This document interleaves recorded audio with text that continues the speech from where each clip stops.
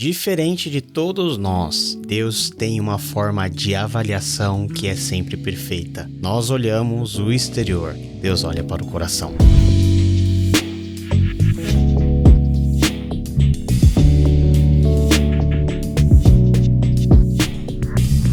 A leitura de hoje do 1CPD, 1 Samuel capítulo 16, um dos capítulos mais conhecidos, que marca a transição do governo de Saul para aquilo que Deus quer fazer por meio de um novo personagem que aparece aqui, que é Davi, o homem que é chamado segundo o coração de Deus.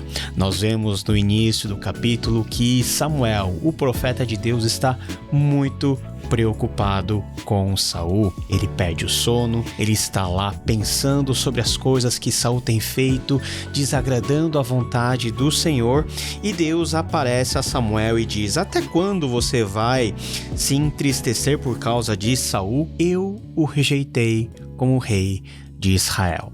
Nós vimos as razões que motivaram a rejeição de Saul como rei de Israel, e agora Deus toma uma decisão. Encha um chifre com óleo e vá a Belém.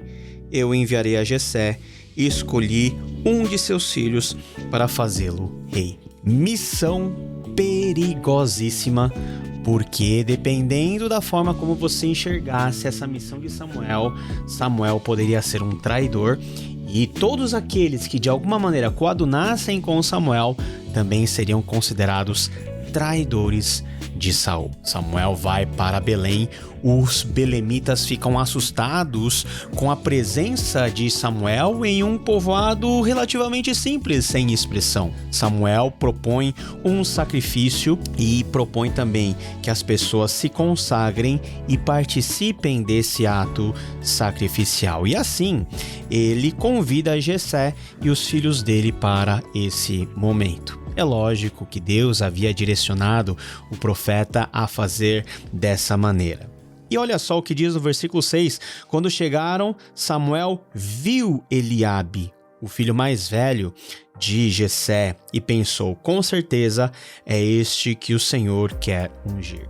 Samuel é conhecido como o vidente, aquele que vê a vontade de Deus, e ele vê, mas não da forma como Deus queria que ele visse. Samuel vê o exterior, assim como ele havia visto Saul, um homem grande, um homem com porte, digno de liderar o povo de Israel, com os mesmos olhos físicos.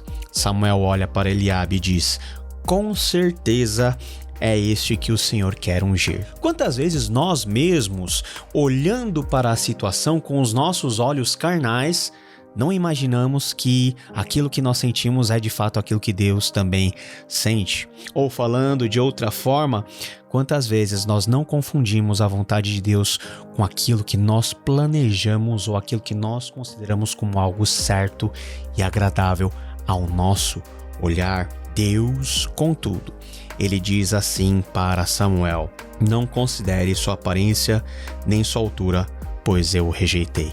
Automaticamente Samuel deve ter pensado naquilo que acontecera com Saul, e o Senhor continua: Deus, o Senhor, não vê como o homem vê a aparência, mas o Senhor vê o coração. A aparência é importante. A aparência faz parte da criação de Deus. Deus não joga fora a aparência, muito pelo contrário. Deus valoriza a aparência porque faz parte da forma como Deus nos criou. Entretanto, a aparência não entra como uma forma de Deus avaliar as pessoas. Deus não se importa se uma pessoa é aparentemente bonita ou feia. Deus olha para o coração. Nós estamos acostumados a criar todo um juízo baseado naquilo que nós vemos. Mas aquilo que nós vemos é extremamente enganoso. Sabe por quê? Porque nós somos pecadores.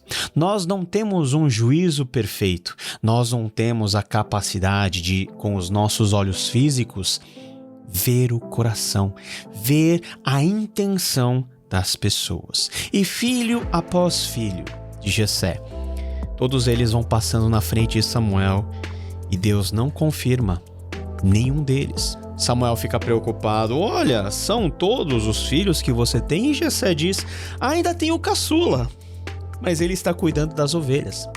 Um caçula que já dentro daquela sociedade não tinha um valor tão grande como os filhos mais velhos, e também cuidava de ovelhas, ou seja, estava fazendo aquilo que de mais, vamos dizer assim, humilde havia para se fazer naquele contexto. E Samuel diz, traga aqui, não nos sentaremos para comer enquanto ele não chegar. Davi é chamado, ele chega, e quando Samuel olha para Davi, ele era ruivo, de belos olhos e boa aparência.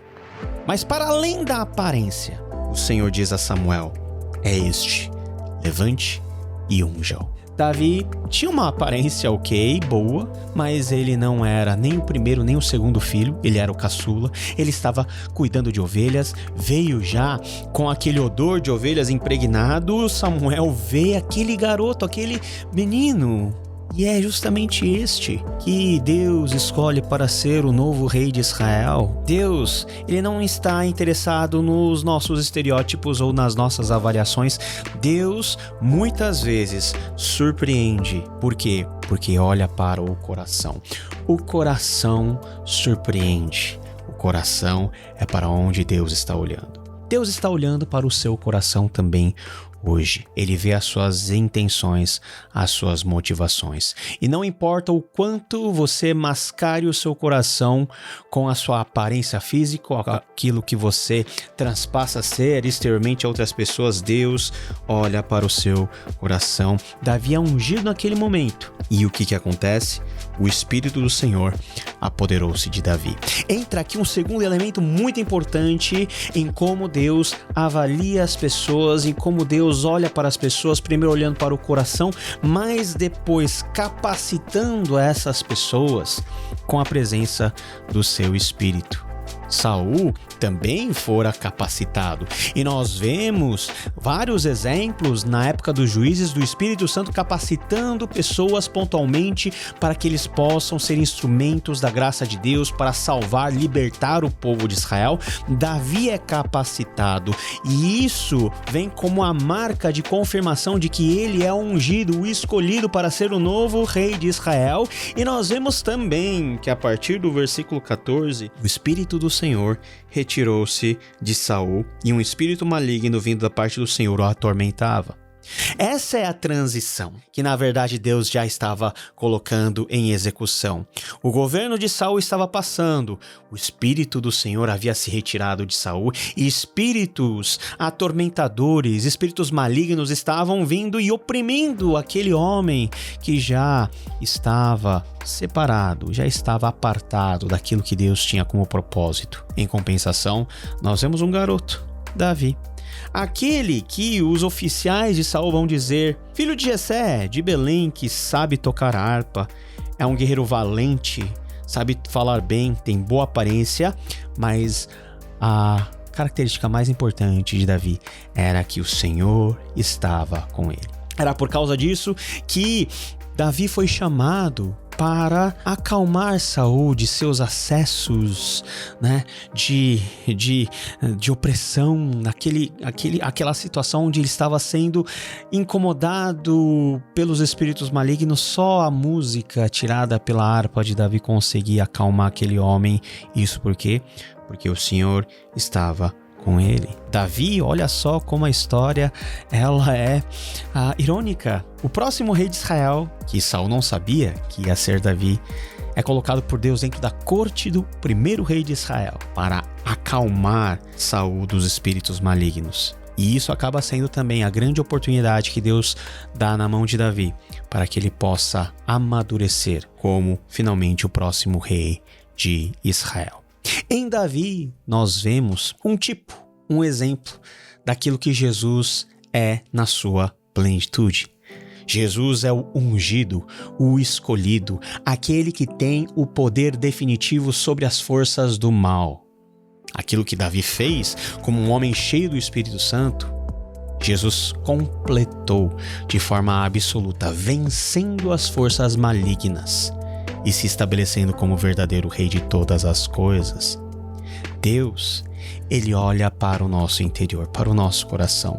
Não importa quantas máscaras nós vistamos no nosso rosto, Deus olha para o nosso coração. E nós também, como povo de Deus, precisamos ter de Deus a sensibilidade para olhar não para o exterior, mas como Deus olha para o coração, para o interior. Sinta-se hoje também sondado pelo Espírito Santo, aquele que enxerga o seu interior. Coloque a sua vida nele e, como Davi, seja treinado, seja aperfeiçoado, seja maturado para assumir a sua posição na história que Deus tem para você. Que Deus te abençoe e nos vemos no próximo capítulo, querendo Ele. Tchau, tchau.